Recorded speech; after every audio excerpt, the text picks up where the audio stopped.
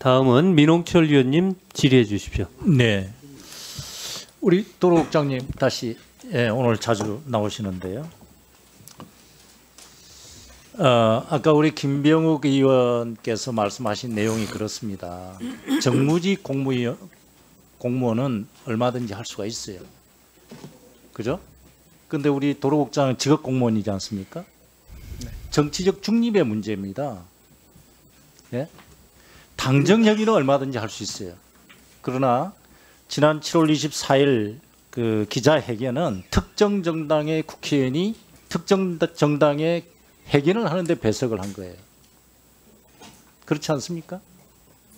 그거는 그 사례가 없어요. 당정 협의를 하고 옆에서 배석하는 것은 직접 얘기를 안 하기 때문에 정부직 공무원들은 다 가능합니다. 그거를 지적하는 거예요. 이해하시겠습니까? 예. 그래서 국토부와 왜 한 방향으로 정해놓고 가느냐 제가 말씀을 드릴게요. 그날 간담회에서 뭐라고 하셨어요? 우리 국장께서 대안 노선은 경제성, 환경성 등이 최적이라서 가장 좋다. 가장 좋다. 그리고 예비 타당성 조사 원안으로 가면 불합리한 쪽을 택한 것이라서 결국 배임이고 감사 대상이 된다. 어떻게 이렇게 단정을 할 수 있습니까? 아직도 아까 장관께서는 그랬잖아요. 아직 최적 노선이라는 것은 중간 단계다. 정해지지 않았다. 이렇게 분명히 장관님 말씀하셨죠? 예, 민 의원님. 네. 잠깐만요. 예타안이 잠깐만. 대안보다 좋은 점을 딱 한 가지만 얘기해 주십시오. 잠깐만요. 한 가지만. 그러니까요.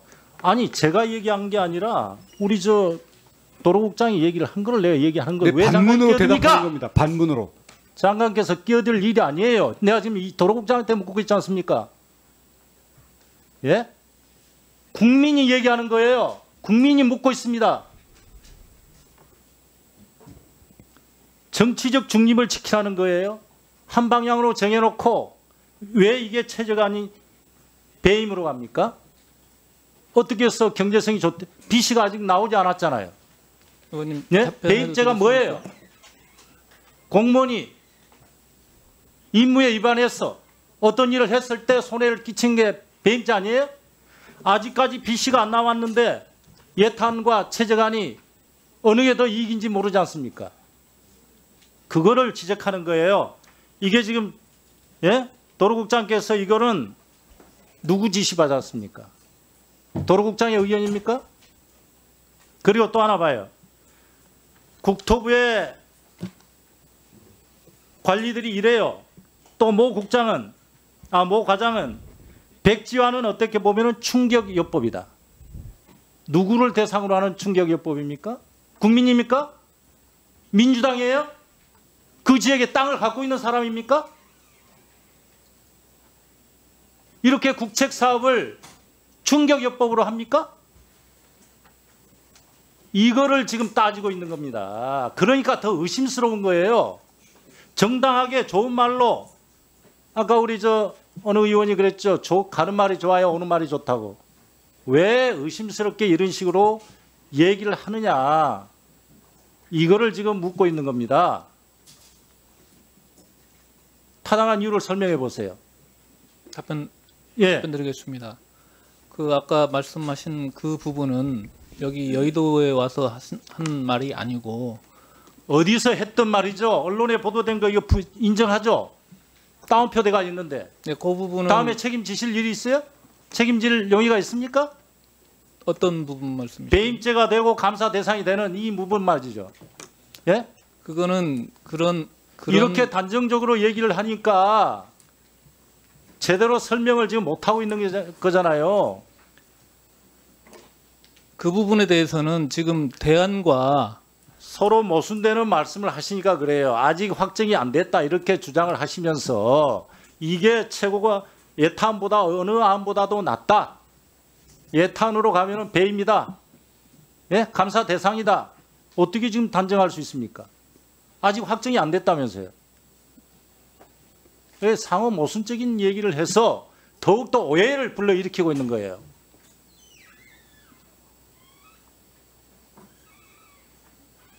네, 이상입니다. 네. 일단 몇 가지 좀 체크를 좀 하고 가겠습니다. 뭐 오늘 팩트 위주로 하지 않은데, 그러니까 이런 가정이에요. 종점 변경이나 시점 변경이 전체 뭐 한 14개 정도 예타가 있었다라고도 여당 의원님 중에 한 분이 말씀을 주셨는데, 그 14개 예타 중에 과연 그러면은 대통령 부부 이해상충과 관련돼 있는 토지가 있었느냐? 없었습니다.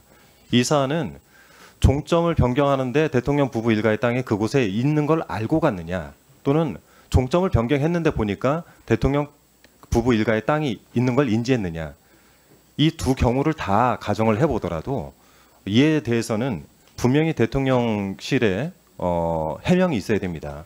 제가 지난 10월 6일 국감장에서 질의를 마치고 얼마 되지 않아서 대통령실에서 입장문을 발표했습니다. 좀 글씨가 좀 작은데요. 요지는 그렇습니다. 제가 지적을 했던 그 병산리 일대의 땅은 선산이다. 두 번째는 그 관리를 위해 일부 형질 변경이 있었다. 뭐 이 정도의 내용입니다. 두 번째 한번 볼까요? 자, 저 중에 저기가 제가 지적을 했던 땅인데 저 가운데 묘지가 어디 있습니까? 묘지 없습니다. 묘지가 없는데 어떻게 선산일까요? 그렇지 않습니까, 장관님? 선산에 묘지가 없는데 그걸 선산이라고 부릅니까? 자, 근데 선산이 어디서 발견되냐면요. 다음 장 한번 넘겨보세요. 저 오른쪽이 제가 그 창고에서 민원을 제기했어요. 김중식이란 분이 이 땅의 주인도 아닙니다. 창고를 만들고 부채도를 내달라 해서 부채도를 냈대요. 근데 거기서 170m 더 올라가는 곳까지 부채도로가 났어요. 이거를 왜 돈을 더 들여서 뭐 적어도 몇 천만 원 들어갔을 것 같은데 이 도로를 왜 170m 더 뺐을까? 나중에 보니까 여기에 산 147-1이라고 하는 곳에 김건희 여사 일가의 가족묘가 있는데 또 그 산 그 임야는 그 가족의 땅은 아닙니다. 친척들의 땅인 거죠. 그러면 이걸 하나의 덩어리로 볼 수 없기 때문에 실제 제가 지적했던 곳은 선산이 아닙니다. 제가 팩트가 틀렸나요? 틀렸으면 지적해주세요. 계속 말씀하십시오. 예. 자, 두 번째, 이 Q&A 자료 설명을 해달라고 설명을 해주셨는데 이 Q&A 자료 도로국장님 오늘 좀 힘드시겠지만 잠깐 나와주세요. 네. 이 Q&A 자료 여기 허위 사실이 담겨 있죠. 제가 지적했던 내용이 빠졌었기 때문에 국장님 제가 이거 뭐 고발하지는 않을 테니까 솔직히 허위 자료가 담겨 있습니다. 허위 사실이 체크 잘 못하셨죠? 그 확인 결과라고 된 부분은 저희가 네, 체크 잘 못하신 거죠? 네. 했던 부분이라서 저희가 미처 체크하지 못했습니다. 네, 체크 못하신 겁니다. 실은 이 공무원들이 작성하는 공문서라는 거는 자칫 잘못하면은 허위 공문서가 될 가능성이 있어요. 제가 지금 이것 때문에 고생하시는 공무원분들 생각해가지고 진짜 이 형법상으로 문제가 있다라고 지적을 할까 하다가 국장님 답변하시는 것보다 제가 너무 안쓰러워가지고 그냥 말았어요. 공무원들은 밖에 계신 공무원분들도 지금 듣고 계시지만 성실 의무와 복정 의무 사이에서 상충이 될 때는 성실의 의무를 따르도록 돼 있습니다. 판례에도 이런 상충의 경우가 생기는 경우에는 부당한 지시를 따르지 않도록 돼 있어요. 제가 이 사안들을 왜 지적을 하냐 한번 다음 장 넘겨주시겠어요? 네, 준비가 되면 여기는 종점 인근에 있는 김건희 여사 일가 모친 최은순 일가의 땅들입니다. 뭐 ESIND 이게 뭐 은순 개발인지 뭔지 모르겠지만 ESIND 등 여러 군데가 있어요. 이곳에서 6개의 지구에서 개발 계획이 세워져 있습니다. 전체 500m 미만에서 관련된 가족들의 땅과 관련돼 있는 곳들이 상당수 개발 계획이 세워져 있고 어떤 곳은 또 진행이 됩니다. 자, 이런 곳에 남양평 IC를 통해 가지고 갈 수 있는 곳들도 상당히 있습니다. 백안리 공리지구 잘 알려져 있죠. 교평지구 이 교평리에 또 가족 일가의 땅이 있었습니다. 그리고 지금 빈양지구 이쪽도 마찬가지고요. 자, 전체 지도 한번 볼까요? 저희가 전체 그 가족들이 가지고 있는 땅들을 대략적으로나마 그냥 저희가 조사할 수 있는 범위 내에서 대략적으로 조사해 보니까 서울 양평간 고속도로 일대에 있는 강산면 병산리의 상당수의 땅과 또 제2순환 고속도로 화도 양평간 고속도로가 완성이 된다는 가정 아래 저기에 있는 땅과 또 서울 양양고속도로 그 인근의 땅과 그리고 출발점인 송파 쪽의 땅 뭐 이런 것들이 상당수 보인단 말이에요. 제가 말씀드리고 싶은 건 뭐냐면 저희가 14개의 사례 중에서 예전에 이명박 정권 때 저희가 그 아이시아를 만들다가 대통령 일가의 땅이 발견돼가지고 그 부분에 대해 상당히 문제가 됐던 적이 있습니다. 국토부는 그 사실을 인지하고 있습니다. 대통령 일가의 땅이 있기 때문에 문제가 되는 것이지 여기에 대해서 경제성 분석이니 뭐니 이걸로 국민들을 호소할 필요가 없다는 얘기예요. 그것을 어떻게 할 것이냐. 여기에 대해서 명확하게 답을 해주면 되는데 왜 이걸 복잡하게 했어. 여기에 대해서 대통령실에 보고가 된다고 하니까 그럼 자기 보고하셔서 국민들이 의혹이 없도록 만들어주는 게 장관님과 부처의 일 아니겠습니까? 이 영상을 본 네티즌들은 쓰레기 정부를 하루빨리 끝냅시다. 정말 이러다 대한민국 박살 날 것 같습니다. 한준호 의원님 말씀 너무 잘하시네요. 제 속이 다 시원합니다. 민홍철 의원님, 한준호 의원님 냉철한 질문 너무 고맙습니다. 등의 반응을 보였습니다. 자, 그러면 지금부터 잠시만 주목해 주시기 바랍니다. 제가 구독자분들을 위해서 선물 하나를 준비했는데요. 제가 항상 여러분들께 드리는 말씀이 있습니다. 뉴스만 평소에 잘 챙겨보셔도 돈이 되고 돈을 벌 수 있다라고 말씀을 드렸는데요. 여러분들은 여기 보시는 삼성전자 뉴스를 보고 어떤 생각이 드세요?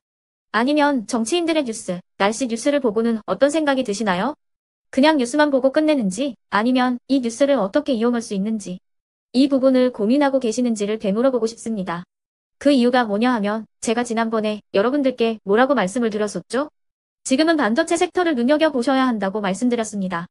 그리고 나서 이런 썸네일들 뉴스를 통해서 많이 보셨을 겁니다. 반도체 내용이 이슈가 됐을 때 부자들은 어떻게 생각한다? 반도체 관련주들은 뭐가 있는지, 어떤 종목이 가장 좋은지, 어디에 투자해야 돈이 몰리는지 자연스럽게 생각한다고 제가 말씀을 드렸죠. 그 이유가 뭐냐 하면 부자들이 봤을 때는 이슈가 곧 돈으로 이어지고 그 이슈가 나에게 돈을 벌어준다는 경험적 확신이 있기 때문에 부자들은 항상 이런 사회적 이슈를 관심 있게 챙겨본다고 제가 말씀을 드렸습니다. 이번에도 마찬가지인데요. 제가 지난번에 시청자분들과 함께하는 주식으로 수익 내기 이벤트를 진행했었죠.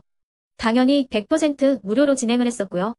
여기 보시면 아시겠지만 제가 지난번에도 구독이라고 보내주신 모든 시청자분들께 반도체 관련주 중에 가장 크게 급등할 딱 한 종목, 많은 종목도 아니라 한미반도체 한 종목을 여러분들께 추천드렸어요.